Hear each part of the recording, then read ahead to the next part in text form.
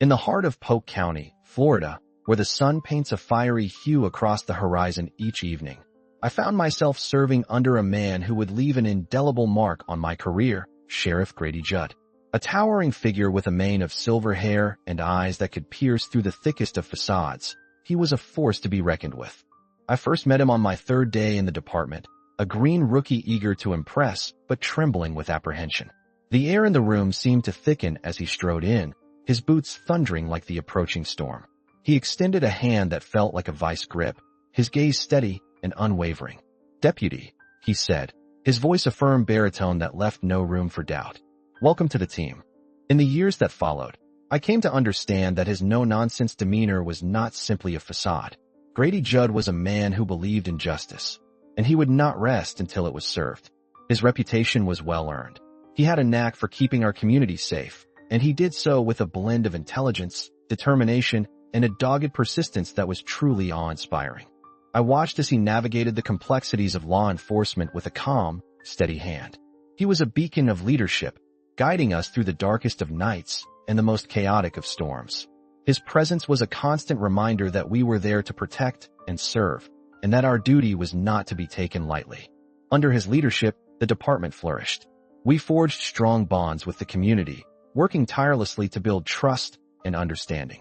We tackled the toughest cases with unwavering resolve, and we celebrated our successes, however small, as victories for justice. Sheriff Judd was more than just a boss. He was a mentor, a confidant, and a friend. His influence extended far beyond the confines of the department, reaching into the hearts and minds of the people we served. He was a man who believed in the power of law enforcement to make a difference, and he dedicated his life to proving it. As I look back on my career, there are many moments that stand out, moments of triumph, moments of heartbreak, moments of fear. But none are as vivid, as memorable, as the day I met Grady Judd. That day, I knew I was not just joining a department. I was joining a legacy of service, of justice, and of a commitment to keeping our community safe. And for that, I will always be grateful. In the heart of a sweltering summer, the day began like any other, the sun rising over the horizon, casting a golden hue on the serene waters of Lake Winterset. The stillness was broken by the distant hum of voices, a cacophony that grew louder by the minute, heralding an impending storm. As a seasoned deputy, I've seen my share of trouble, but the scene that unfolded that day was unlike anything I'd ever encountered before. I was patrolling the quiet, exclusive neighborhoods bordering the lake when the first wave of chaos hit me. The air was thick with the smell of smoke and alcohol, the sounds of shattering glass and screams piercing the morning silence. I could see a sea of people, a mob, gathered at the edge of the lake, their faces a mix of defiance and desperation. The private property signs, clearly marked and repeatedly posted, seemed to be of no consequence to them. My heart pounded in my chest as I stepped out of my cruiser, the gravel crunching beneath my boots. I could feel the tension in the air, the energy of the crowd like a live wire, electric and dangerous. I couldn't shake off the feeling that this was a powder keg about to explode. And explode it did. With a roar that echoed through the valley, the mob surged forward, trampling over anything in their path, including the innocent children who had been playing near the water's edge. The scene was chaos, a whirlwind of fists, screams, and the occasional gunshot. My training kicked in, my mind focusing on each task, each step, each breath. In the midst of the chaos, I saw a little girl, no older than 6, crying and shaking, trapped under a pile of bodies. With a surge of adrenaline, I pushed through the crowd, reaching the girl just as another wave of violence threatened to engulf us. I managed to pull her out, her eyes wide with fear, her tiny body racked with sobs. That day, I saw the worst of humanity, but I also saw the best. My fellow officers, the paramedics, the bystanders who stepped up to help, they were all heroes in their own right. As the sun set, casting long shadows over the lake, we stood watch, ensuring the peace was restored, the injured were tended to, and the children were safely reunited with their families. That day at Lake Winterset will forever be etched in my memory, a stark reminder of the darkness that can lurk within us, but also of the light that shines when we choose to stand up for what's right. In the heart of the Florida sun, where the heat baked the asphalt to a simmering haze, I stood amidst the chaos of a scene that would etch itself indelibly into my memory. The air was thick with the scent of burnt rubber, the acrid tang of gunpowder, and the bitter sting of fear. The day had started like any other, but it soon became clear that this was no ordinary day. Sheriff Grady Judd, a man of stern demeanor and unyielding resolve, had gathered his team around him. His eyes, usually a piercing blue, were clouded with a somber determination.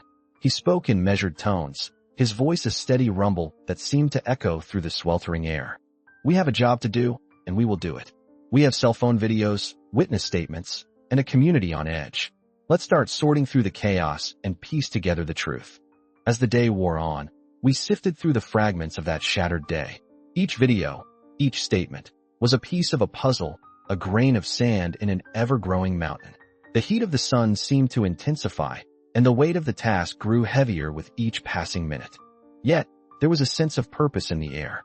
Each member of the team, from the youngest deputy to the most experienced sergeant, knew that we were part of something bigger. We were seeking justice, not just for the victims, but for the entire community. The videos were a mixed bag, some clear, some shaky, some too brief to be of much use. The witness statements were even more varied, tinged with fear, anger, and sometimes even disbelief. But amidst the chaos, patterns began to emerge. One video showed a man in a red cap, his face obscured by a mask, brandishing a weapon. Another video captured the sound of gunfire, followed by the screams of terrified bystanders. Witness statements pointed to a group of men, their descriptions matching those in the videos. Slowly, painstakingly, the pieces of the puzzle began to fall into place. The chaos of cell phone videos and witness statements was slowly being transformed into a coherent narrative. The perpetrators were identified, and the hunt was on. As the sun dipped below the horizon, casting long shadows across the scene of the crime, Sheriff Judd looked out over his team. His expression was grim, but there was a glimmer of hope in his eyes. "We've come a long way today," he said, his voice quiet but resolute. "But our work is far from over." And with that, we stepped into the darkness, ready to face whatever challenges awaited us, determined to bring the perpetrators to justice and restore peace to this shattered community. In the heat of the summer, the small town of Meadowville was braced for a storm, not of raindrops and wind, but of unrest. The case that had been brewing for weeks had finally come to a boil, and the tension was palpable. As the investigation unfolded, the lines between right and wrong seemed to blur, and the town found itself divided. I, a seasoned deputy, had seen my share of disputes, but this one was different. It was as if the very fabric of our community was being tested, and the threads were unraveling before our eyes. The defendants, a group of local residents, were being accused of organizing an unlawful assembly, a charge they vehemently denied. They claimed they were merely exercising their constitutional rights to freedom of assembly and freedom of speech. The sheriff's department, including myself, were tasked with maintaining order and enforcing the law. Yet, as the evidence mounted against the defendants, I found myself questioning the motives behind their actions. Were they truly innocent, or were they simply playing a dangerous game? The town hall meetings were a spectacle to behold.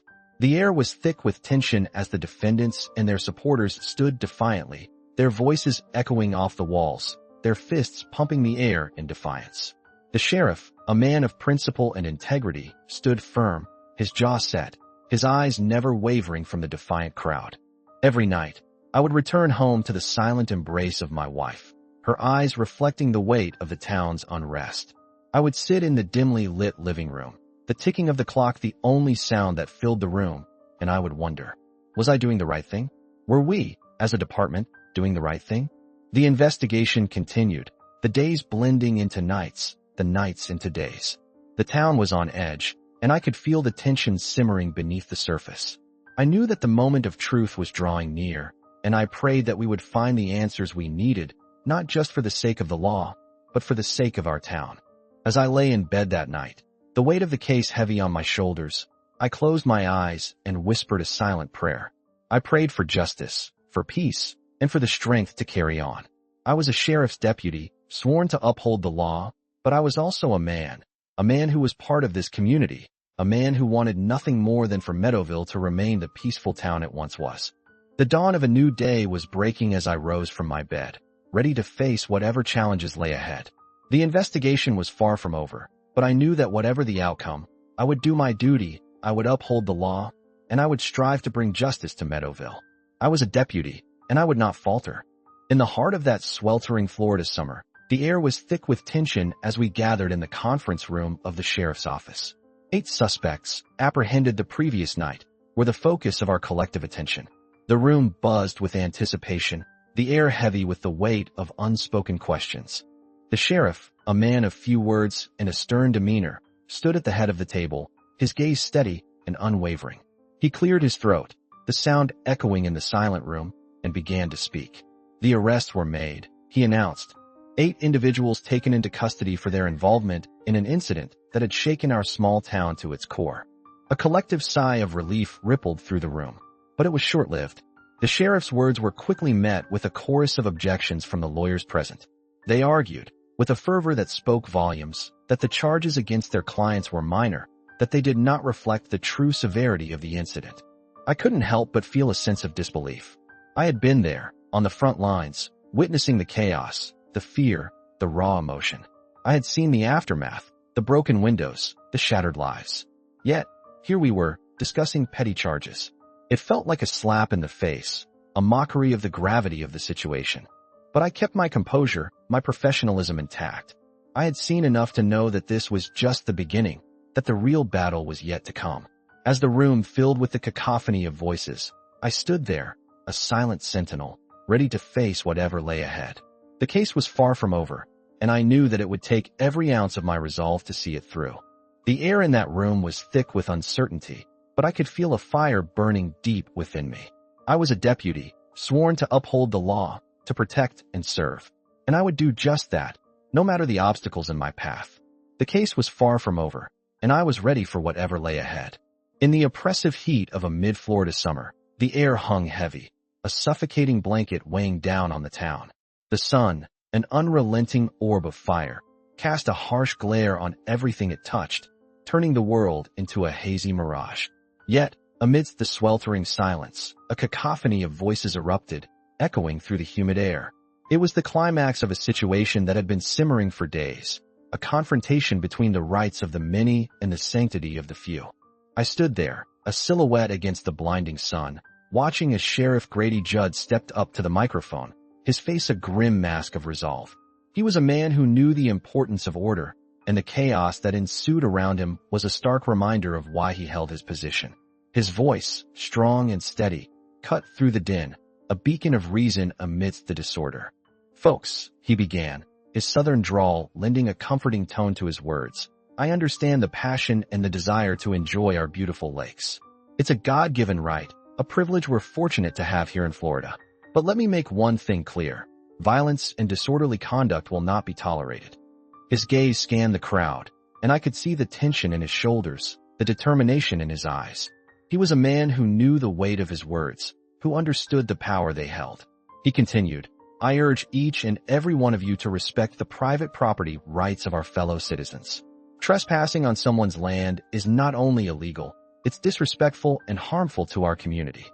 The crowd, initially a seething mass of anger and frustration, seemed to pause, their voices momentarily silenced by the sheriff's words.